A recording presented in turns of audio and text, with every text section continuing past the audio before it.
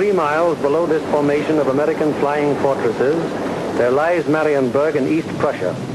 Up to this moment, one of the most important cogs in Germany's war machine. Target on which this lead bomber is lining up his bomb site is the Focke-Wulf 190 plant.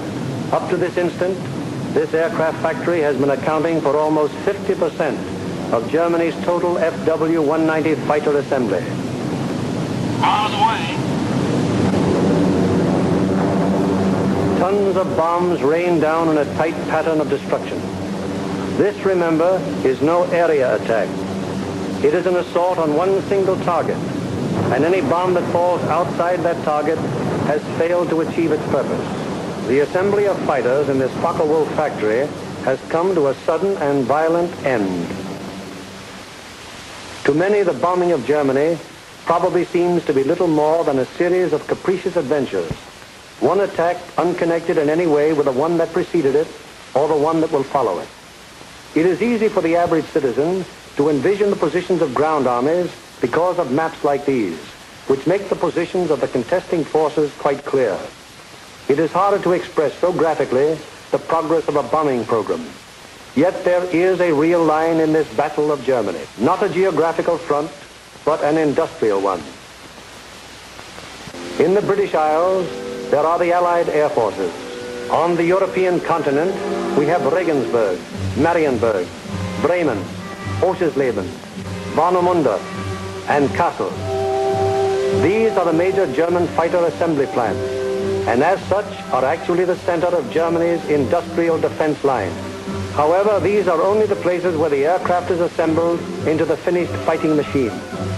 Component parts for German fighters are made at Anklam, the Weser Flugzeugbau Works at Bremen, the great Hedderheim Propeller Works near Frankfurt, the aircraft tire factory at Hanover, the CAM ball bearing plant at Paris, and the ball bearing factories at Schweinfurt. Obviously, an assembly plant can't operate if other plants aren't building the parts from which the enemy planes will be assembled.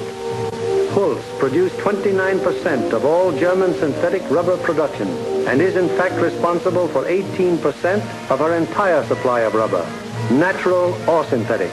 At Bochum, there's a great steel plant producing high-grade aviation steel. Herøya, up in Norway, is a great producer of aluminum and magnesium, metals which figure importantly in aircraft production. At Ham, there are great railroad marshalling yards, having a capacity of 10,000 freight cars a day. Much of the tonnage handled here is closely connected with the manufacture, assembly, maintenance, and repair of enemy aircraft. And so it is all over Germany and occupied Europe. Everywhere there are plants and installations that contribute directly or indirectly to the making of German aircraft. Industrial bastions which must first be ripped apart before the enemy's armies can be destroyed. The smashing blows by the Allied air forces at Hulst, Herøya, Regensburg, Schweinfurt, Hanover, and Frankfurt have had the result of piercing the German industrial line to the extent of 37.5% of estimated single-engine fighter production in September of 1943. If this rate of drop continues, there can be only one result: the eventual disappearance of the Luftwaffe as a defensive force. But these attacks have had other far-reaching effects. For instance, in January of 1943, just when the 8th Bomber Command had started daylight attacks against Germany proper, 42% of the German fighter strength was concentrated in Western Europe, 33% of it in Russia, and 25% in the Mediterranean area. After 10 months of American bombers appearing by day over Germany, the figures line up more like this. On the Russian front, 19%. In the Mediterranean area, 12%. And in Western Europe, 69%. Germany thought it was urgent enough to withdraw fighters from 2 important theaters, all in a vain attempt to save their crumbling industry from the grim, destructive blows of the British-American bomber offensive. That is why the Battle of Germany is being fought. Now we come to the problem: how are the targets selected? And what enormous effort is necessary for the 10 or 15 minutes that our air task forces will be over any given target? The daylight bombing offensive against Germany is the responsibility of the 8th Air Force. Under the 8th Air Force are the 8th Bomber Command, the 8th Fighter Command, and the 8th Air Service Command, all of whom contribute to every bombing mission. But it is the Bomber Command which is charged with the actual destruction of the selected targets. The Bomber Command, with which this picture is primarily concerned, is divided into 3 divisions. Each division has a number of combat wings. Each combat wing, in turn, has 3 groups. This is the chain of command. Since the operations which we are to follow, there have been some organizational changes, but they are principally changes of nomenclature and have not affected the broad strategical and tactical purposes of the organization. For instance, what is referred to as Bomber Command in this picture is now the 8th Air Force. Weather is the greatest single enemy of the 8th Bomber Command, for here is to be found the most changeable, treacherous weather in the world. To keep the most accurate possible check on weather conditions all over Europe, the RAF has established vast communication and reporting systems. Weather planes such as this Mosquito and our own B-17s are continually in the air in an effort to know in advance what the weather will be over Europe and the United Kingdom. Men like this supply a major portion of the data from which 8 main weather maps of Europe and of the United Kingdom are drawn each day. In addition, there are 4 upper air maps and 8 maps of a miscellaneous classification.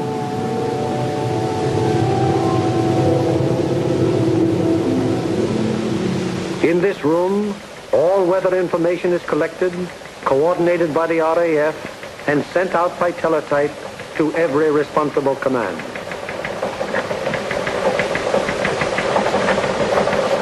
This is the weather section in the operations block at the Bomber Command. Here the information gleaned from the weather stations is put together and correlated into weather maps. Accurate predictions must be made as to the direction and speed of the wind, downward and forward visibility, temperature, humidity, possible icing conditions, and probable atmospheric pressure at the bases, en route, and over the target.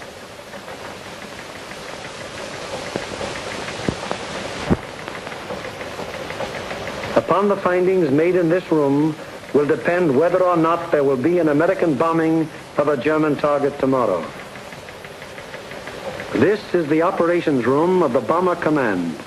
Here is where the wheels are put in motion for any American bombing attack. Right now, the officers you see are waiting for the commanding general's morning conference. They are the A3 or operations officer, the operational intelligence officer, a weather officer, and other members of the staff.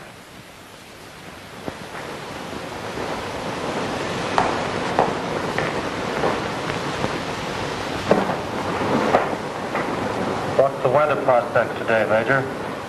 It looks like most of Germany will be pretty good, sir. But we have a warm front approaching from down here, which we do not expect to affect the bases until late in the evening. How's the weather at Anklam? At Anklam, sir, we expect 2 to 5 tenths of low cloud and small amounts of middle and high cloud above 18,000 feet. Visibility 6 to 8 miles. How about Marienburg? At Marienburg, 2 to 4 tenths of low cloud, little or no middle or high cloud, visibility 6 to 8 miles. What will it be at Danzig and Gdynia? At Danzig and Gdynia, sir, 2 to 5 tenths of low cloud, 2 to 4 tenths of high cloud above 23,000 feet. Visibility in there about 5 miles, sir. Give me the map of Anklam and the picture of the aircraft factory there. Yes, sir.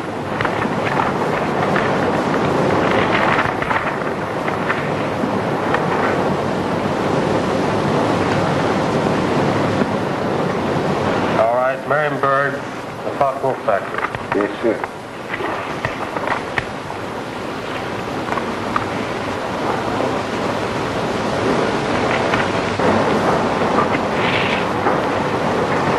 We will attack Marienburg with 2 combat wings, Anklam with 2 combat wings, shipyards at Danzig with 2 combat wings, and the port facilities at Gdynia with 2 combat wings.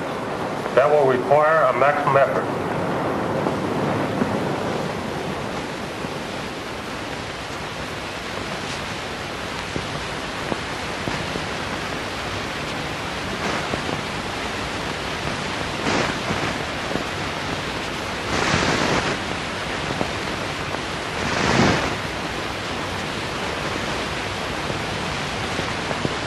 Now the various specialist officers then go into action. This is the operational intelligence section. Here are target files containing complete information as to the type, construction, and vulnerability of the targets. This data is gathered both from photo interpretation of aerial pictures and from confidential ground sources. On the basis of this information, the aiming point for the attack will be selected. The aiming point is a building or installation in the approximate center of the target. Here, operational research experts are minutely studying the architectural and construction details of the targets. It will be their duty to recommend, on the basis of studies previously made, bombs and the proper fusing to accomplish the greatest possible destruction of the objective. These studies of the Arado factory at Anklam are immensely important, since the nose and tail fuses of a bomb can be adjusted to give varying degrees of delay between the time of initial impact and the explosion. For example, an improperly fused bomb would react something like this. Result, very superficial damage that may hardly even cause delay in production. On the other hand, here's what happens when a properly fused bomb strikes the same factory. Two bombs of exactly identical weight and explosive power have totally different effects because one was fused properly and the other was not. It is the responsibility of the operational research section to determine proper bomb fusing. Here, the commanding general and the operations officer are working out the overall planning of each of the missions with the staff bombardier, the staff navigator, and the flak officer. This is a complex business because of the multiple nature of the attack. We'll attack Anklam 1 hour before we attack the other target. That should draw most of the German fighters on the Anklam force. The Anklam force is big enough to take care of itself. You mean along the same course, sir? No, send them a little south. They'll act as a better diversion. This would be the best place across the coast from the standpoint of pilotage. But, sir, the flak concentration at that point is quite heavy, the heaviest along the coast. We could rather move them a little further south, what the general suggests, and they would not run into flak difficulties at that point. How is that for the navigation viewpoint? That's a very good line, Paul, sir. All right, we'll cross at that point, and you adjust the flight times accordingly. Take care of it, Darrell. While this is going on, the various liaison officers stationed at Bomber Command headquarters are busy keeping their respective commands acquainted with the course of events. The closest liaison is maintained with both the RAF Fighter and Bomber Commands, the Royal Navy, the 8th Fighter Command, and the 9th Bomber Command. It is through these liaison officers that requests will be made for the necessary fighter support, diversionary effort by the medium bombers, air-sea rescue patrols, and so on. Officers at Fighter Command immediately look up plan number 2340 to find out what part the fighters are expected to play in the next day's operations. Similarly, the 9th Air Force is informed that Bomber Command intends to lay on plan number 2340. It will be the duty of the mediums to attack enemy airfields at a time that will cause maximum interference with German attempts to intercept the heavy bombers. Right now, weather officers are getting ready their forecast for the General's late afternoon conference where final decisions will be made. Right in there on the plan. Yeah, it should. Should be okay. Thanks. Good enough. Bye. Does your morning forecast still hold? Yes, sir, there's practically no change in the situation, and we still expect the base weather to hold up for return. Send out the field order exactly as planned. Yes, sir. Get me the 1st, 2nd, and 3rd divisions on a conference call, please. Already with your conference call. Go ahead, please. Can you scramble? Okay. Over. Okay, over. Over. Okay, there's a mission tomorrow. Maximum effort with 5 task forces.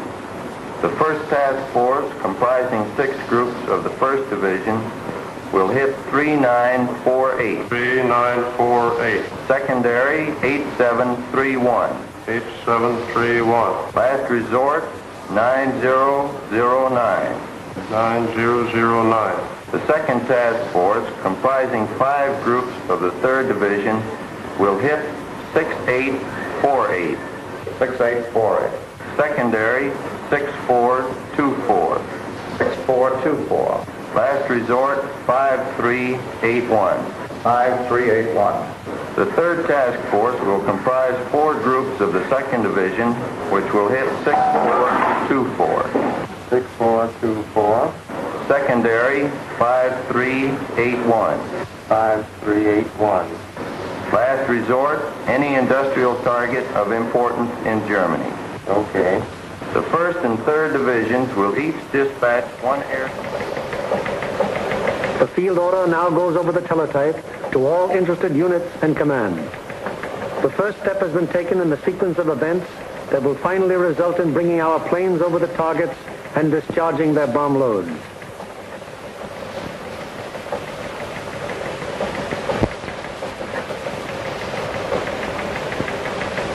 Command has conceived the mission and laid out general plans and routes. Division now plans in detail what command has ordered. The actual time of assembly of the various task forces is determined.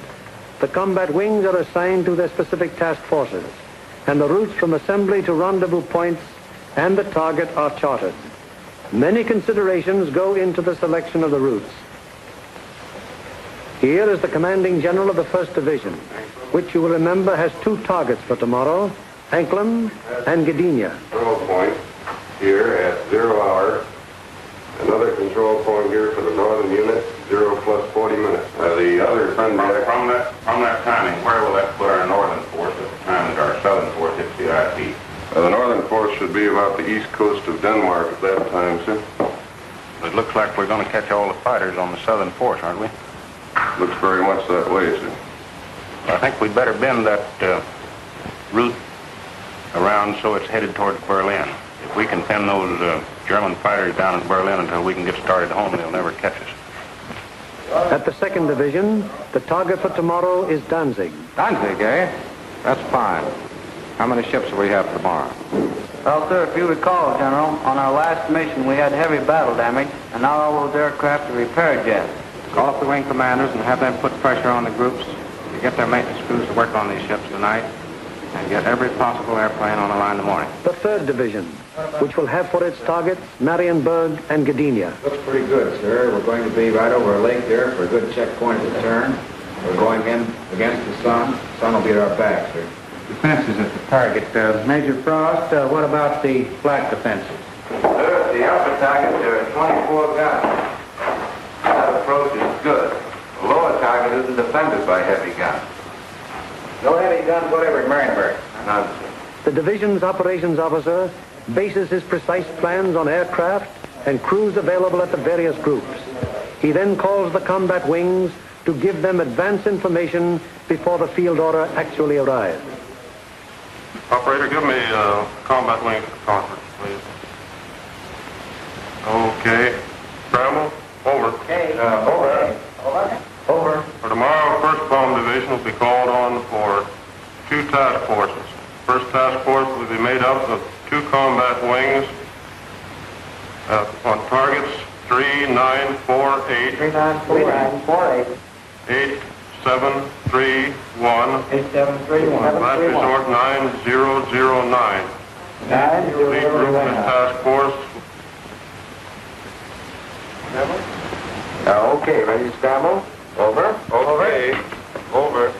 There'll be a mission tomorrow, and I want 2 groups from each combat wing. The target will be primary 6424. Secondary 5381. 538. The last resort will be any industrial target of importance in Germany. Okay.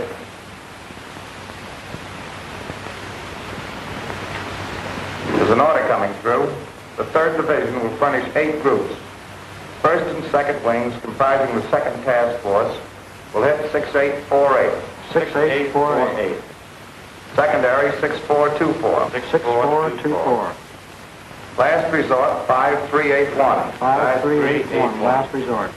Bomb load 500-pound GPs fused, 1/10 nose, 1/100 tail. 1/10 and 1/100. 1/100 tail.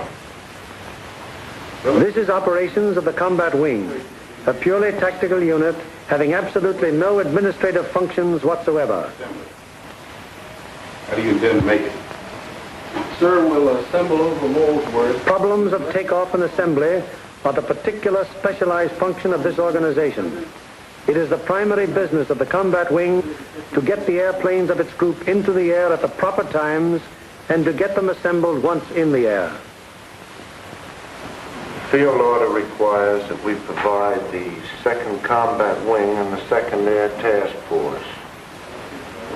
89th Group will lead, 81st Group will be high, and the 63rd Group will be low. That means that Colonel Whitten will lead the combat wing on this mission? That'll be fine. The Bomber Command has asked for a maximum effort. That means every available plane is to be gotten into the air. Ramsey, this field order has called for 3,100 gallons for the H's due to the distance. Now, they've called for maximum bomb load. How about that for the weight? I think we better put 8 bombs in the H's and 12 in the D's. That keeps us around 65,000 pounds. How about the CG? CG is well forward, and I think it'll work out very well because we're down low for a long period of time. All right, we'll have 8 in the H's and maximum in the D's. Most of the groups are going further than an American bomber has gone before. Combat wings must work out precisely the maximum bomb load in relation to the required gas load. Decisions made in this and other matters are added to the division's field order and passed on to the groups, the ultimate tactical unit, to the men who get the planes in the air and fly the mission. On the basis of the alert telephoned down to the group by the combat wing, the various agencies necessary to get the planes airborne on their mission wheel into action.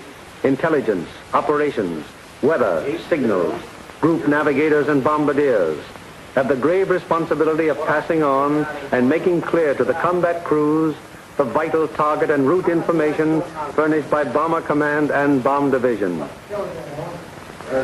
The proper information folders, maps, weather maps and charts, and photographs have to be selected by the various group officers and then the information therein passed on to the crews. In dispersal areas, ground crews are getting their planes in condition to fly the mission. The normal work of keeping an airplane fit for operation is enormous, even in peacetime. When you add to this already great job the element of battle damage, the problem becomes gigantic. Engines, wings, propellers, controls, wiring, fuel system, oxygen system, the 1,001 elements that go to make up the complex mechanics of a heavy bombardment plane all must be kept in perfect shape. The failure of any one of them on a mission can easily mean the loss of the plane and its personnel, or at best, such a failure will cause the plane to abort, that is, return to its base without having reached the target. It was originally estimated that about 37.5% of planes on hand would be effective at one time. However, the maintenance and repair has been so magnificently performed that sometimes up to 50% of planes on hand have been effective.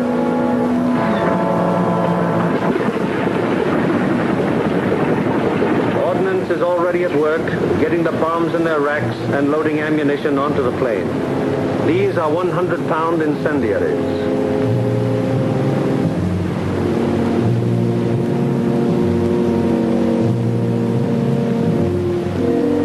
These are 500-pound general purpose bombs. And these are 1,000-pound GPs.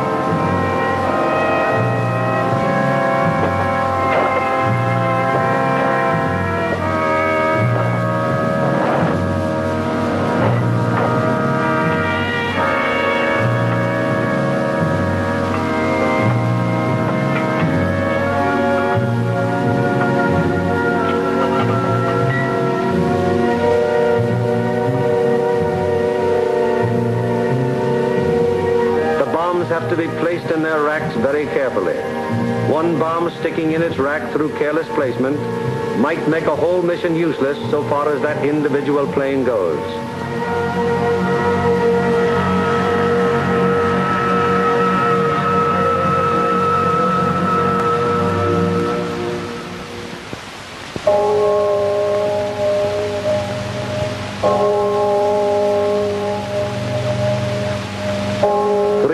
In the morning. All over England at this exact moment, American air crews are being roused from their sleep. Okay, fellas, roll out. We have a mission this morning. Breakfast in half an hour. Captain Kirk, Captain Thompson, Lieutenant Bushka, Ackerson, Alloway, and Hawker scheduled to fly. We'll snap it up. 3 o'clock. This is a hell of a time to get a man out of bed. Is that it, Doc?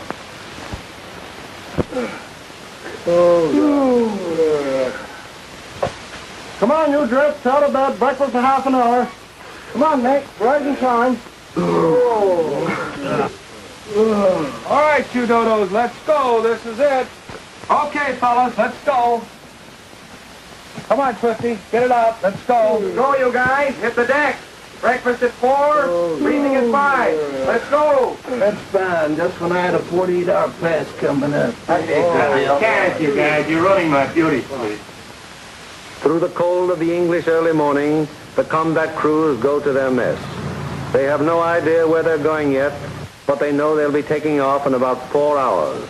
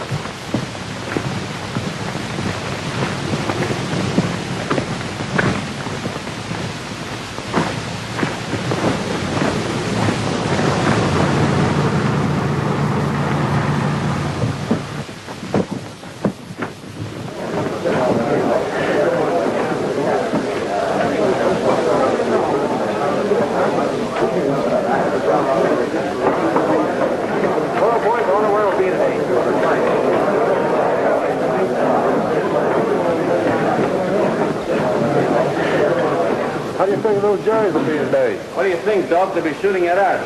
Sometimes I don't think those Jerry's got proper respect for us. Well, what do you expect, Buster, the way you shoot? Yeah, look who's talking. You couldn't hit a cow in the flank with a bow feather. Yeah, well, how about those 2 Jerry's I slapped down over his flank? I'll tell you what happened there. They heard that I was on a tail sound and they fainted from fright, that's all. And so it goes. The 4,000 men who will go on this mission all know it will be a rugged deal. For some of them, it's their first mission. Others are veterans of many. Happy to get through. Now, at all the groups in the Bomber Command, the air crews are assembling in the briefing rooms to learn the target for today. Okay, boys, let's go.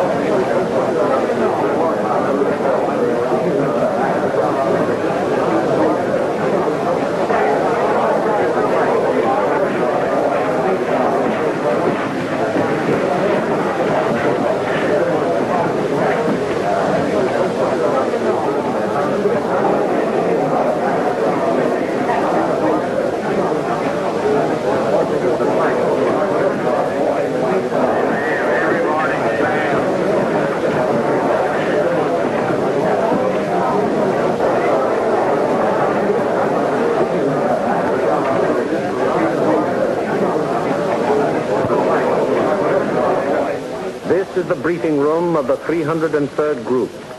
Here in a few minutes, the nature, locale, and route of today's mission will be made known to the men who fly it.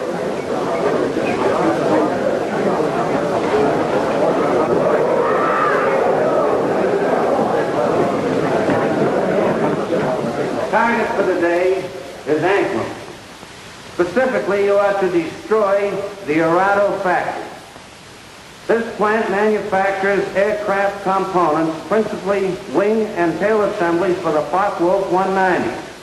The parts are then shipped to New Brandenburg for assembly. I cannot stress upon you too much the importance of this target. If it is successfully destroyed, It will have a very serious effect on Germany's aircraft production. Lights, please. Your IP is on the northwest side of New Brandenburg. Your heading on your run-up will be 45 degrees true. Immediately after your turn, you have an aerodrome on your right, almost directly north of the town. You should be able to pick out Friedland, 6 miles to your right and halfway between your IP and the target. Along this route, you should be able to see the main line railroad and the main road. From Friedland, the main road moves in toward your run-up and goes into Anklam, but the railroad terminates at Friedland. Shortly after passing Friedland, you will see a peculiarly formed wooded area on the right of your course. From here, pick out the aerodrome slightly southwest of the city and the intersection of the main railroad and the Peene River just outside of the town to the north. Night target map.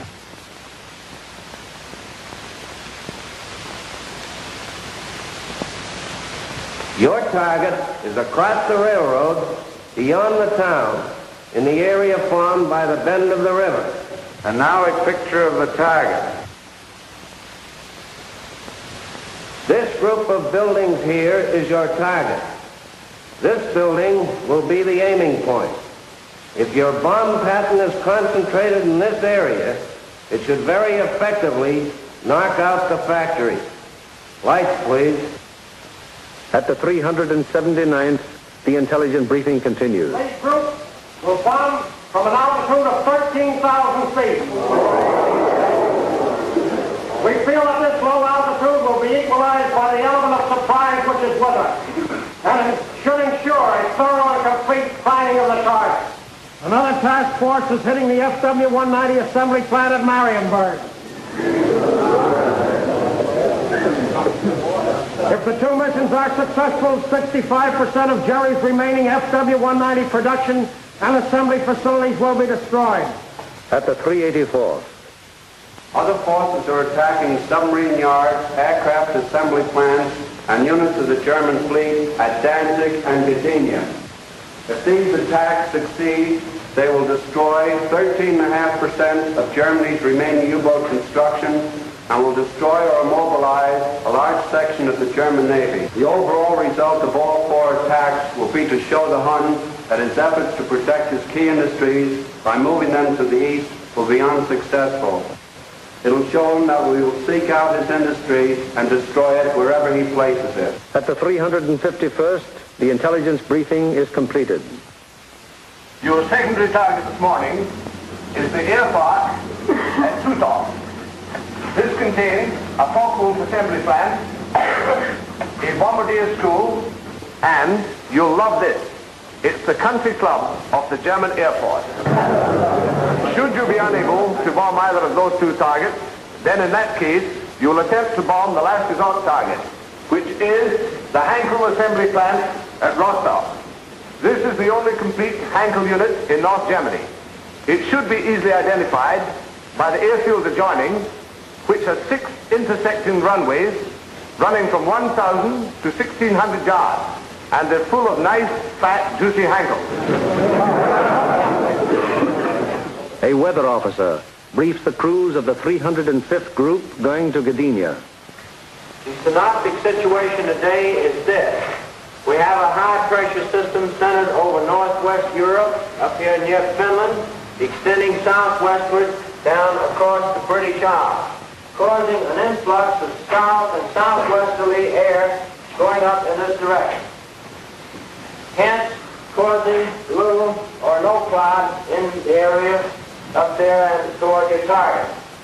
There are no fronts to affect your route today except a funnel system off to the west which will cause an increase of medium and high clouds as you come back across the North Sea. Lights, please. At takeoff time, there will be 0 to 3/10 low clouds, also a layer of high clouds above 23,000 feet, 4 to 6/10 in amount. Also a middle layer of clouds in there between 10 and 12,000 feet. These medium and high clouds decreasing out over the North Sea to 3 to 5/10 each in amount. The low clouds will increase as you go out towards the North Sea to 3 to 5 tenths. Base 1,500 to 2,000 feet, tops 4 to 5,000 feet. There will be some fog patches over England, visibility 1 to 2 miles, except in those fog patches 500 to 1,000 yards. Visibility increasing rapidly out over the North Sea and the remainder of your route to 4 to 6 miles. The high clouds continuing 3 to 5 tenths, and also the middle clouds on toward the target, decreasing to nil at the target. Low clouds continuing 3 to 5 tenths, decreasing to 2 to 4 tenths at the target. Base 2,000 feet, tops 5,000 feet. Visibility 4 to 6 miles. Temperature at bombing altitude minus 26 degrees centigrade. The freezing level on your route out 12,000 feet over the North Sea with light rime in the middle clouds. As you return back to base, that freezing level will lower to about 7,000 feet, continuing light rime in your middle clouds. Now on the return route, weather will be very similar to your route out, except your clouds increasing in amount as you proceed back across the North Sea. Base on return, visibility 4 to 6 miles. A flak officer briefs the 389th Group of the 2nd Division going to Danzig. Gentlemen, this morning, because we are going to cross the Danish coast at such a relatively low altitude, we've planned the route so as to avoid as much flak as possible. At any rate, any flak that you do encounter will be merely a deterrent in nature. However, you can expect heavy flak batteries at a place where we make landfall here at Namindagab, about a mile south of Kors. Also, there are known to be other heavy batteries 8 miles south of Kors there on the coast at Hem.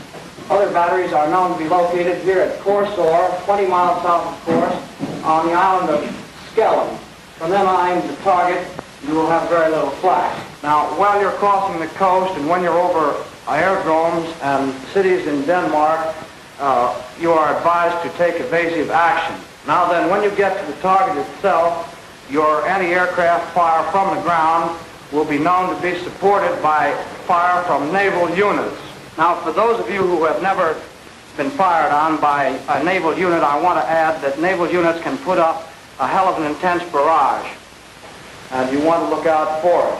An operations officer briefs the crews of the 94th Group of the 3rd Division. This group is leading a formation to Mariensburg today. The 880th will be high group and the 764th will be low group.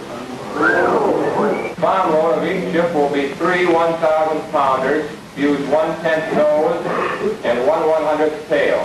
Get that, bombardiers. You'll also carry 5 M47A incendiaries. You'll have full Tokyos, 1,000 gallons extra. Takeoff will be normal, assembly 1,000 feet over the field. After takeoff and assembly, proceed up this line to this point. This will be your combat wing assembly line. You'll leave the coast at this point here, that's Flasher 15. Let's not have any stooging around over England, it's a long haul. The 57th combat wing will follow us today at a 3-mile interval. Now to the 95th Group. B-26s will be hitting the Lille area and the lowland at approximately 0 hour minus 40 minutes. One group of T-47s will strike the Warden area and join us for escort on the way out, joining us at approximately this point here. All other forces are using approximately the same route today. Just one point, and that's that the Anklam force will probably pass us coming out as we're on our way in. You should see plenty of air activity. Let's hope that most of it is out. The climb will commence at the English coast, climbing at 150 miles an hour, 100 feet per minute. We should reach bombing altitude approximately at the Danish coast, and under no circumstances should the Danish coast be crossed at less than 12,000 feet. We will drain Tokyos as soon as possible. We should have plenty of gas. We figure approximately 400 gallons overload. The 100th, the operations briefing is completed. Flag loose formation today with groups echelon to the right until a point 75 miles from the enemy coast. where a normal combat wing formation will be assumed. For visibility, everybody use Aldous lamps. The Royal Navy will be out patrolling with sea routes, so any crews that have to ditch will probably be rescued very quickly. The Commanding General of Bomber Command asked us to put out a special effort today, so let's give it to him. The commanding officer of the group invariably has a few words to say. Men, the going's going to be rough. You're going to have to bow your necks in there and stay in there and pitch every minute. Now, gentlemen, this is the type of target you don't want to have to go back after the second time. If you fly a good, tight formation, get a good dense pattern on that target, we won't have to. This Anklin crowd down here may pull most of the fighters off of us. However, that's just a guess. So particularly for you gunners, you've got to be on the ball from the Danish coast onto the target. Flak will be heavy, probably accurate, if you've been through worse before. Remember that your biggest enemy is still the single-engine fighter plane. Now, you bombardiers, take your time in going in on your releases. And don't allow the flak to worry you. It's merely to break up your formation. Now, if you get in any trouble up in this area, remember you can always board Sweden. Get on, it's a neutral country. And it's close over there. Could be rough. I don't think it'll be too bad. And whether it's easy or rough, I'll be sitting out in front, taking the whole works in. The main briefing over, the pilots, navigators, bombardiers, radio operators, gunners receive separate specialized briefings. These briefings are very technical and very thorough, and are held so that every member of a combat crew will understand exactly what he can expect and what is expected of him. Any lack of thoroughness here might very well result in the failure of a mission. As dawn breaks over the English countryside, it finds the ground crews still working grimly in an effort to get every plane in the air that is scheduled to be dispatched.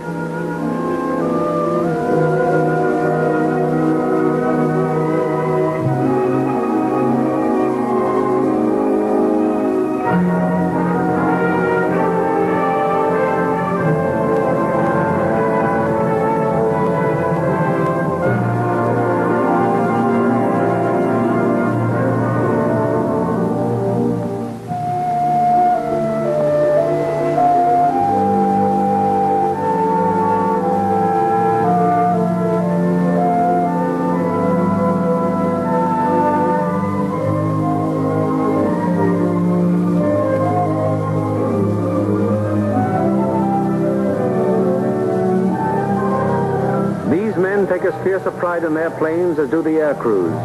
To each of them, it is a personal tragedy, reflecting in some way on their capabilities when their airplane is forced to turn back without having completed its mission, or when they have been unable to get an expected plane ready in time for a mission. It's getting on to the time when the combat crews go to their planes. Here they are in the crew room, putting on their flying clothes. Clothes and equipment especially constructed to ward off the intense sub-zero cold which they will encounter so shortly.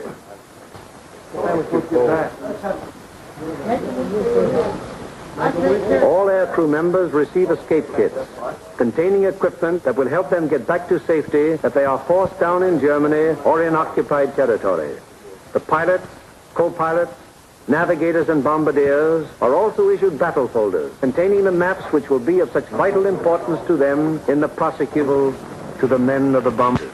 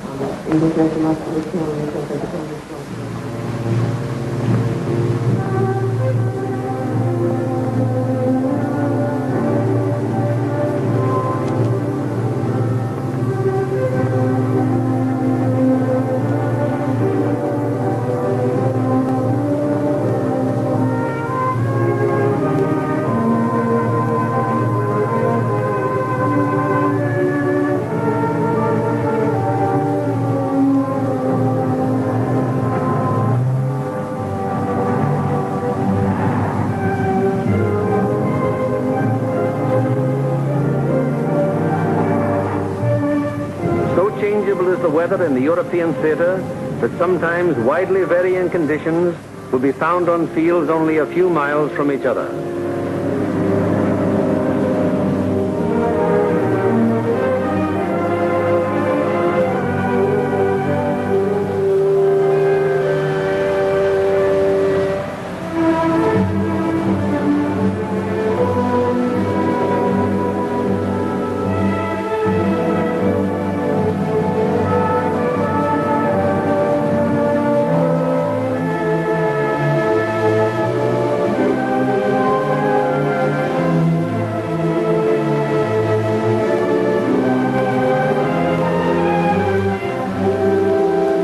And now the last briefing of all. The final intimate conference around each airplane as the pilots recheck the details of the mission with their crews. Crew members have ceased to exist as individuals. They are now 10-man teams, and on the excellence of their teamwork will depend the success of the operation.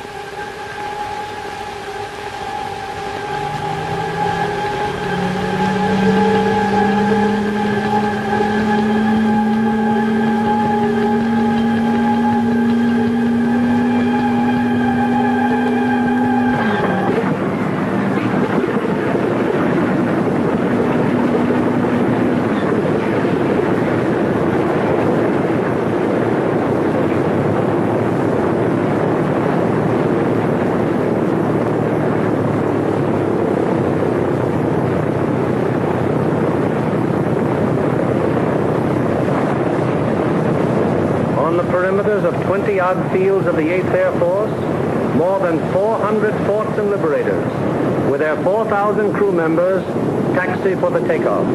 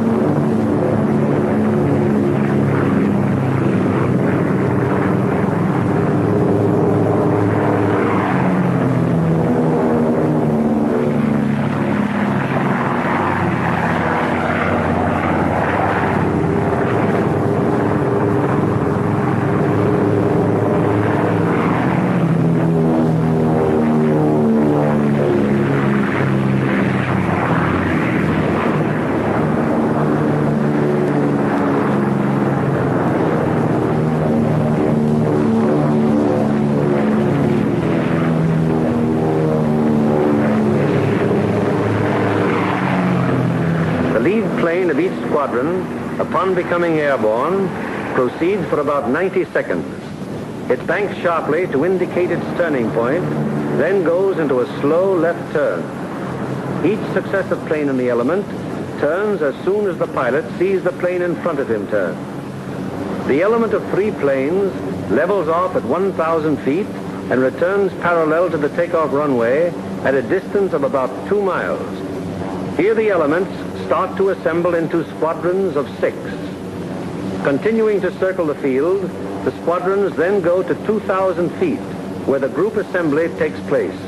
This accomplished, the group now moves on to the combat wing assembly point. Here is how the group stacks up from the side. The group has a depth of 850 feet. This is how the group looks from above. In the lead squadron, the second element is flown with the nose of the leader slightly behind and to the right of the right wing aircraft, first element. The lead plane of the high squadron flies even with the lead plane, second element, lead squadron. The second element of the high squadron flies with the leader's nose just behind and to the left of the left wing aircraft, first element. Here is the group as an enemy fighter pilot sees it, from head on. The first element of the lead squadron is stacked high left and low right. The first element of the low squadron is stacked high right and low left. Likewise, the first element of the high squadron is stacked high right and low left. All second elements are flown low. The second element of the lead squadron is stacked high left and low right. The second elements of the high and low squadrons are stacked high right and low left. Experience has shown that this arrangement of the group brings to bear on attacking fighters the greatest possible amount of firepower by utilizing to fullest advantage the field of fire of each gun in the formation. Again, it has proved to be the most maneuverable formation from which to execute the primary and all-important purpose of the mission, the dropping of the bomb loads on a precise target. Obviously, it would be desirable to stack as many bombing planes as possible in one defensive formation. However, it has been found that the largest practical defensive formation is the combat wing of 3 groups. Any formation of aircraft larger than this becomes unwieldy. This force has a depth of 3,000 feet.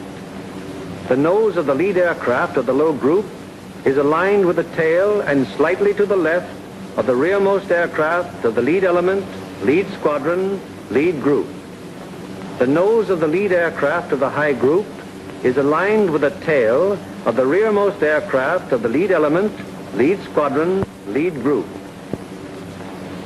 The combat wing having been assembled, they now move on to make rendezvous with the rest of the task force.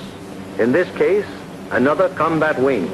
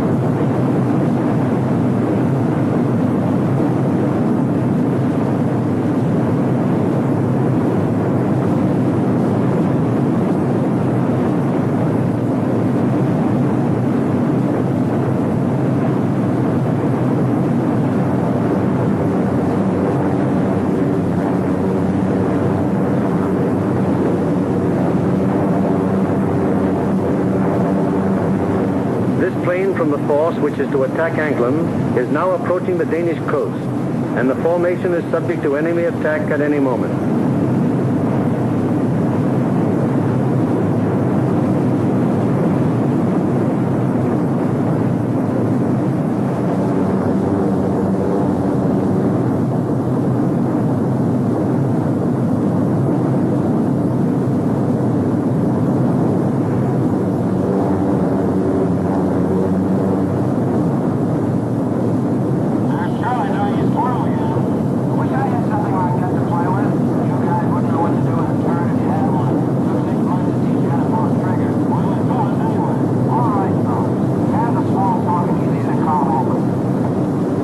Now 10:30 hours, and Denmark has been penetrated to some distance without any great opposition as yet.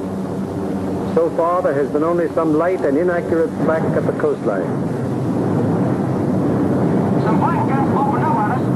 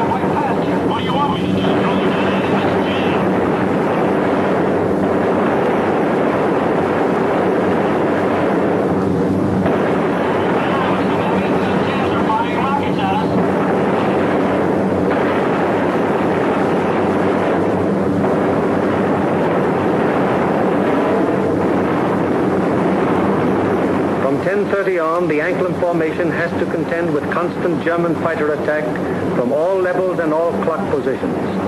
During this time, the gunners aboard the fortresses knock down fighter after fighter. However, the gunnery of the forts, no matter how sensational it may be, is only to ensure the successful performance of the mission. It is not the job or purpose of forts or liberators to seek out action with enemy fighters. They merely defend themselves against enemy fighter attack so that they can destroy their target and bring their crews back safely to their home bases.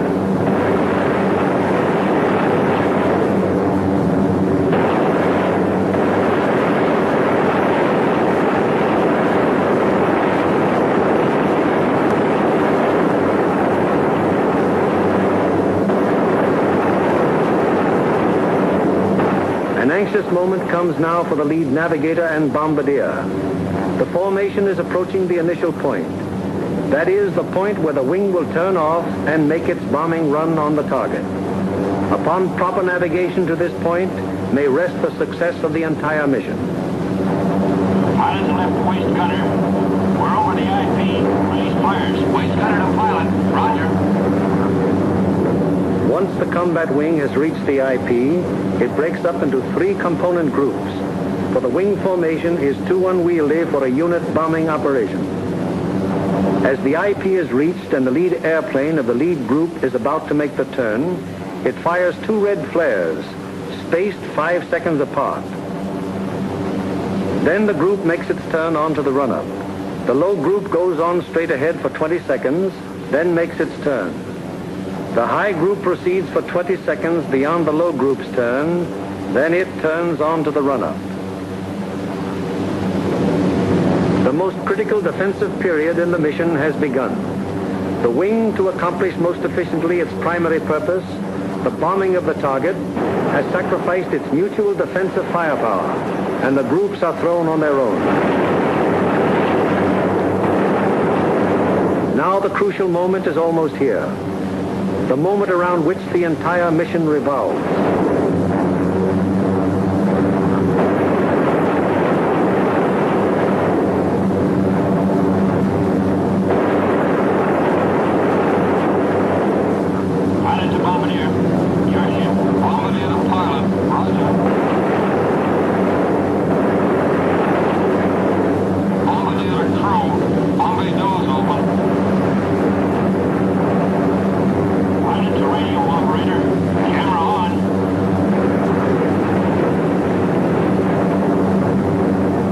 Bay doors open, the group is committed to its attack. No evasive action may be taken until the bombs are away. And at this time, the formation is most vulnerable to attack, both from flak and enemy fighters.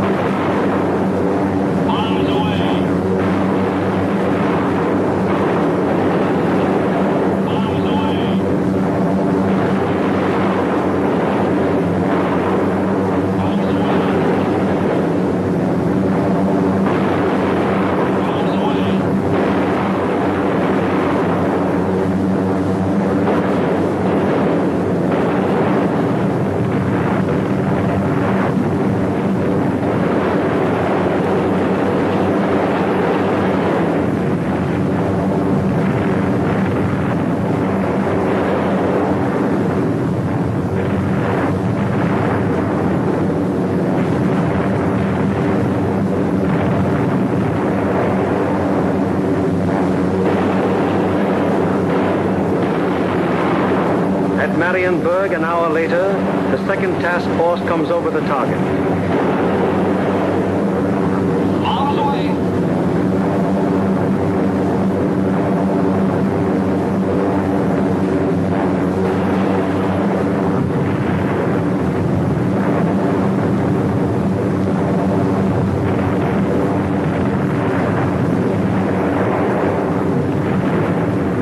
The third task force comes over its target at Danzig.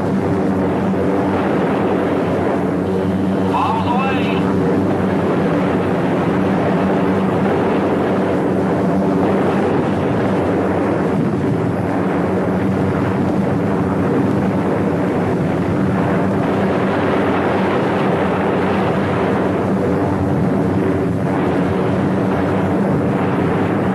The fourth and fifth task forces arrive over the harbor area of Gdynia. Bombs away.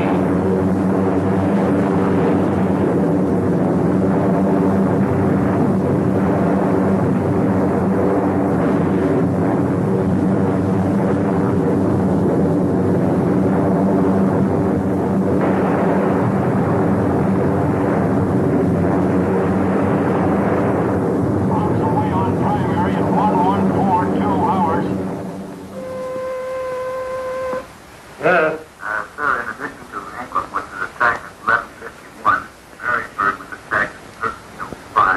It is standard procedure for the group leader to inform Bomber Command the moment the target has been attacked. Bomber Command, in turn, promptly informs the commanding general of the 8th Air Force. Later, I have the additional information I reported to you that Anklam was attacked. All primaries were attacked. We received strike messages on all primaries. Danzig at 1307, Marienburg at 1305, and Gdynia at 1311. Yes? Yes, sir. I'll advise you as soon as it lands. After getting bombs away and closing the bomb bay doors, the groups can now defend themselves again, at least to the extent of evasive action against the flak and fighter attack.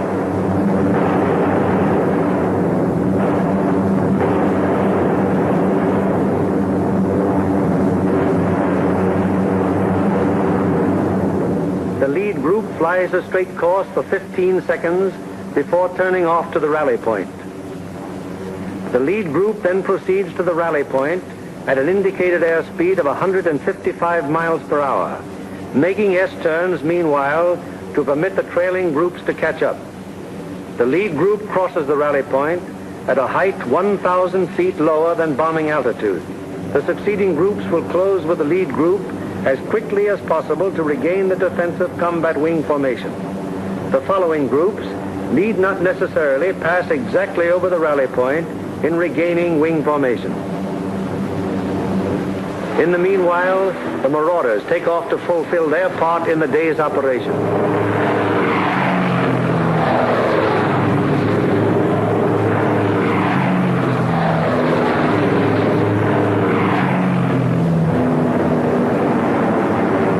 They bomb the aerodrome at Woensdrecht, one of the most important of the enemy's fighter bases. This blow by the medium bombers is timed so as to provide the maximum interference with the enemy's capacity to intercept our withdrawing heavy bombers. Last off are the fighters. Their great speed will enable them to reach the Leeuwarden district in a short time, sweep the area clear of enemy fighters, then give the heavy bombers withdrawal support from the enemy coast home. At the fields, it's getting on towards the most nervous of all times, the estimated time of return. Everyone who stays behind sweats out this period at the end of each mission. Here at the control tower, at the dispersal areas, at the Red Cross, at the Officers Club, everywhere on the field, the one thing paramount in everyone's mind is that the group is due back.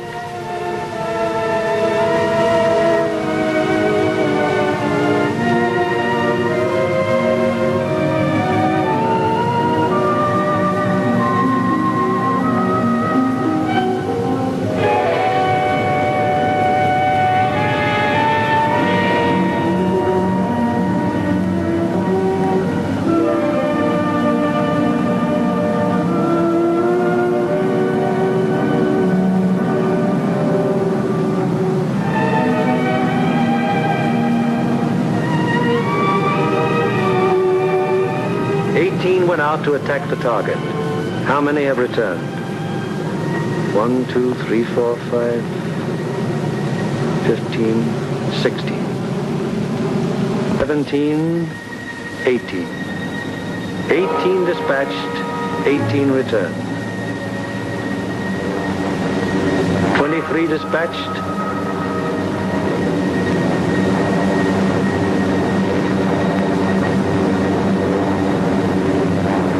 23 returned. However, there are other groups which weren't so fortunate. 18 dispatched, 17 returned. 20 dispatched, 19 returned. 20 dispatched, 14 returned. 19 dispatched, 18 returned. 20 dispatched, 10 returned.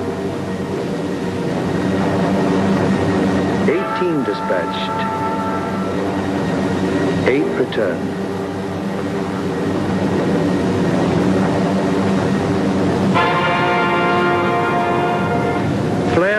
from aircraft signal the presence of wounded aboard. These airplanes are given priority in landing.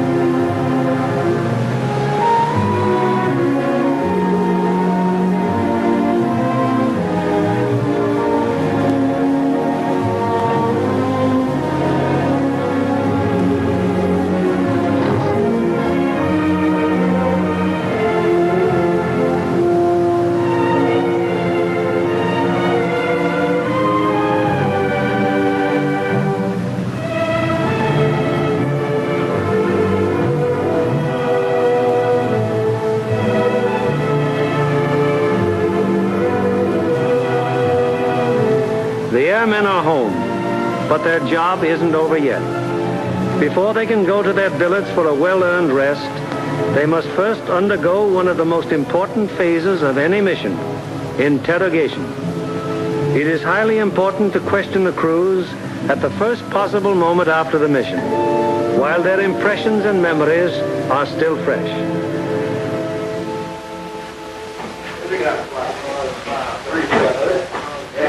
Crews who have anything of immediate importance to report go at once to the hot newsroom. Well, boys, how are you? Well, kind of long, not too rough. Best bombing job we've ever done. Good, good. Somebody in trouble? Yeah, we saw one B-17 go down there just before we made landfall. Where was that? Well, that was at 5240 north. 5240, yes. 1 degree, 50 minutes east. 0150 east. Yes, and what time was that? That was at 1524. And was that a G-fix? That was a G-fix, yes. And we had the radio operator get on the MFDS section. He sent in the coordinates of the fix. Good. And I had my radio operator turn on his IFS to emergency when we saw it go down. Okay. And what happened? Well, the ship went down, apparently under control, and saw it hit the water. Yes, I was looking through the glasses, and I saw 2 dinghies come out, and 10 men, apparently all okay. Good. And what altitude were you? We were at 5,000 feet at the time. Okay, anything else? No, settle up for a cup of coffee. It's waiting for you, boys. Okay. Thank you.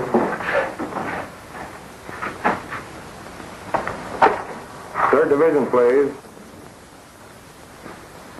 We are submitting our B-17 crew down the dinghy. Thanks, Bill. 16 group, please. This aircraft priority. Flight control, please. 16, bomb division here. We have a B-17 reported fixed at 52 degrees 30 minutes north, 1 degree 30 minutes east. That's right. He was seen to ditch. Yes. He was seen to ditch at 15:24 hours by the reporting aircraft. 2 dinghies were seen to break out, and 10 men got into them. The reporting aircraft was at 5,000 feet. Yes, that position's an MF fixed. Okay, 16. Thank you.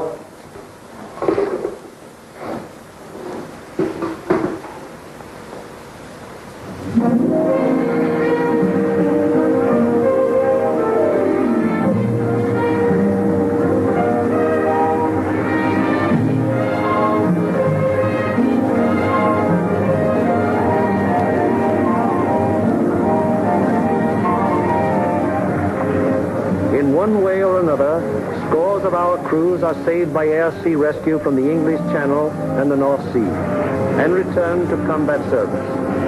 Aside from human values, a trained fortress crew is even more valuable than the plane they man.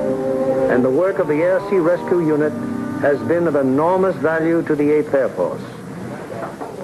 The hungry crews are fed enough to hold them until they can be interrogated and get to their regular chow. These men are from the groups that went to Anklam.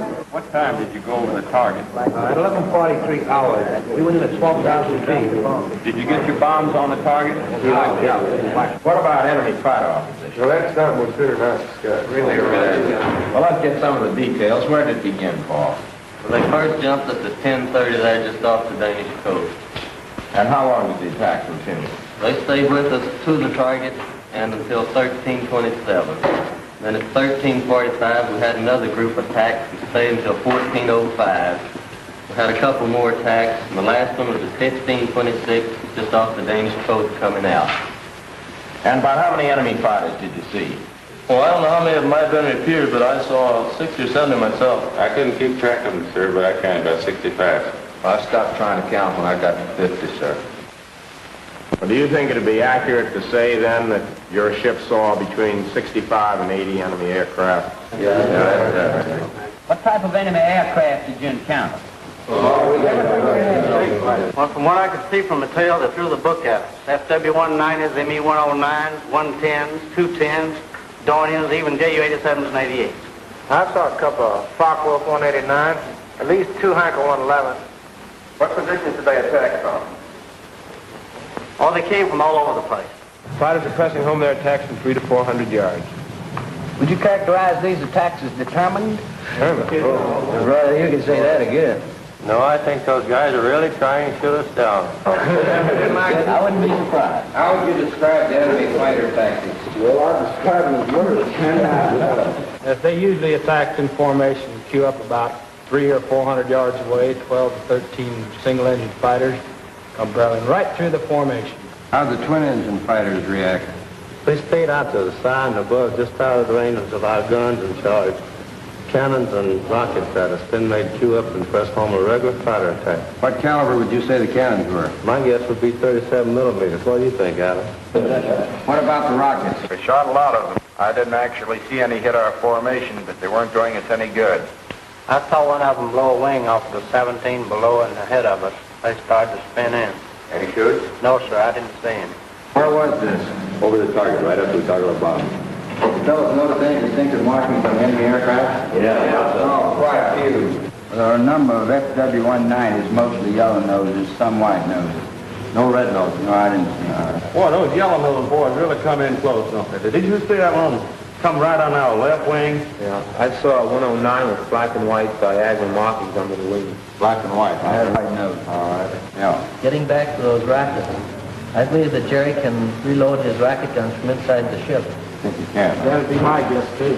At least 9 bursts from rocket landing 210. 9 birds. Talking about 210s, there was one that came in and shot a cluster. It looked like clay pigeons to me. Hey, those things look like baseballs to me. Can you describe that more fully? How did they react? Well, they didn't look like baseballs. It was more like streamlined and smoked all the way down, but they didn't explode. Didn't explode, huh? No.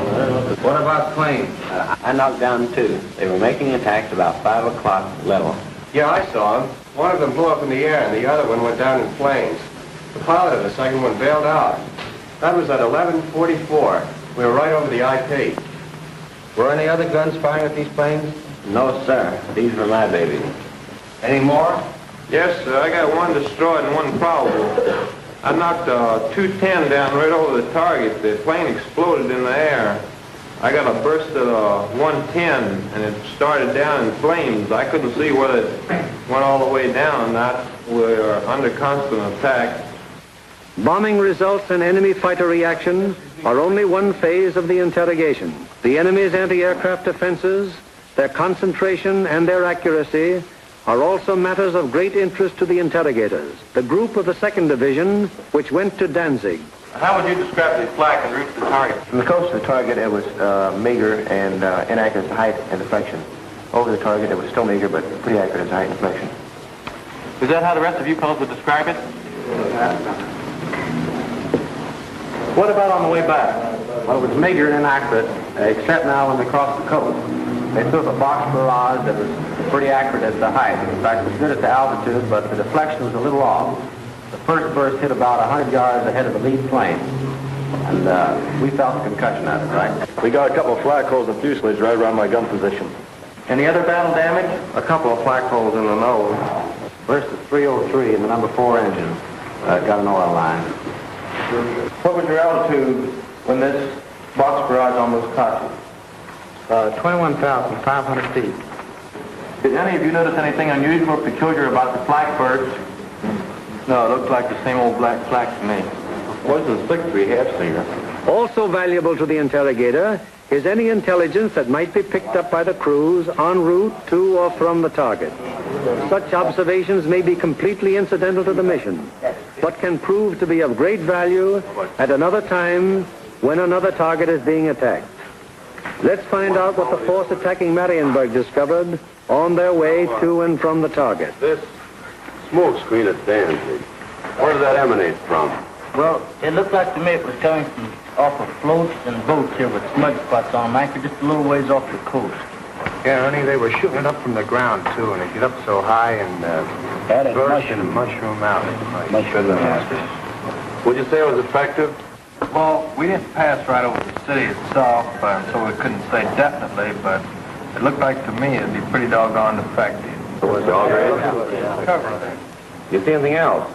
Yeah, there's a new airport about 2 miles below Danzig there, south of Danzig. What'd it look like? Pretty large airport with grass runways and a lot of construction at the south end. I seen another one there at Pusk. It seemed like it's building runways and for buildings, new buildings like this, probably not to be hangars. Okay. Now, how about military installations? Did you see any of those? Well, south of Stadtdorf in East Prussia, we saw some installations that might have been fortifications.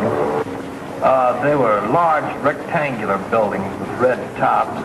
Yeah, there were 2 rows of 4. 4 buildings each? Yes. Good deal. Now, you see anything else? As soon as interrogation of the men is finished, the interrogation forms are checked and general statistics on the group's part in the attack are compiled. All right, let's get going on this report. Okay. Speed, number of aircraft attacked. 20. Speed, number of aircraft attacking the primary target. 20. Hello, I want the A2 duty desk. Hello, this is Norgan 492. Got flash teletype report for you. You ready? The organizational flow which we have observed throughout this picture has now begun to operate in reverse. Information obtained from the crews is evaluated in divisional critiques, conferences in which all responsible group and divisional officers carefully inspect the detailed record of the mission, discuss any failures that may have occurred, and plan to prevent their recurrence. After a particularly large or important operation, there will be a command critique, with the 8th Air Force Commanding General presiding. Here in the dark room, the strike photos of the targets brought back by the returning planes of the group are developed and printed with all possible speed, so that experts of Bomber Command can assess the damage done. Coming in from planes of every group participating in the various raids, and interpreted and appraised by trained photo interpreters, these pictures will give Bomber Command an excellent idea as to exactly what parts of the various targets were hit and how severely. Here, as seen in these pictures taken the following day by photo reconnaissance planes, severe damage has been inflicted on all the major and most of the minor buildings of the Arado factory at Anklam. This is a strike photo showing how Danzig looked during the attack. Very extensive damage has been suffered in the harbor area. Here is an annotated PRU picture of Gdynia as it appeared after the attack. A near miss is seen on the liner Deutschland type. The transatlantic liner Stuttgart does not appear in this picture, although she was seen afire and in the hands of tugboats immediately after the attack, as these strike photos reveal. Aside from the Stuttgart, several ships in the South Basin have been sunk or damaged, including the liner Oceania. Shore installations are also heavily hit.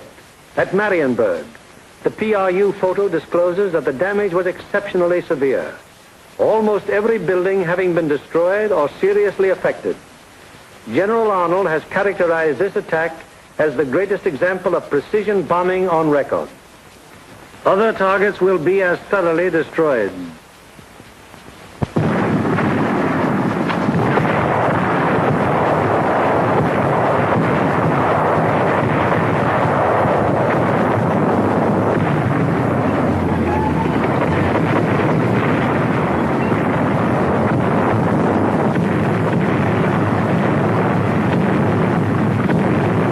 Today, while the invasion armies are pressing the Battle of Europe, the Battle of Germany continues.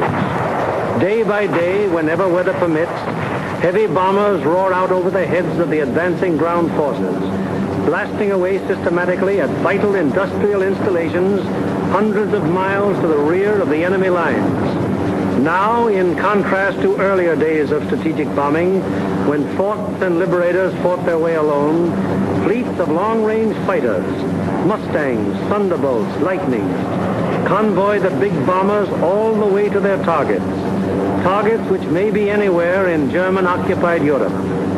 The flood of supplies so necessary to the survival of an army or a nation, synthetic rubber, steel, food, fuel, textiles, this flood is gradually being reduced to a trickle. And finally, even this thin, inadequate stream will die away. Then the German armies in the field and the German workers on the home front will have no food for their stomachs, no clothing for their bodies, no metals for their machines, and no fuel with which to run them. Then the Battle of Germany will be won, and with it, the Battle of Europe.